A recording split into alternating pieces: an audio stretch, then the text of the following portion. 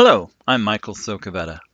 In this video, we're going to go over how to stop spam from coming through a WordPress site's contact form, which uses contact form 7. Now we're going to install 3 new plugins.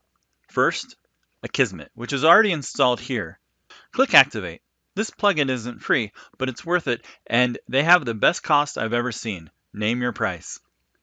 Next, we're going to install reCAPTCHA v2 for contact form 7. It's not installed yet, so we'll need to search for it. It's the one with the cat face. It's free, so all we need to do is activate it. There's more that needs to be done to set it up, but that'll be later. Finally, WP Armor Honeypot. You can search for it, but here I'm going to install it from a zip file I've previously downloaded. And here I see there's a newer version, and I need to update. Now let's set up the form.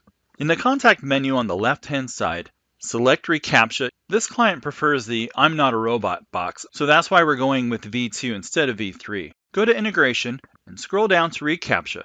Click on the Setup Integration button. Next, we'll need to get the keys from Google. Go to the reCAPTCHA admin page on Google to register a new site. Type in the site name, select V2, and type in the domain name. It's going to give you 2 keys, a site key and a secret key. One at a time, copy and paste them into your reCAPTCHA integration admin page.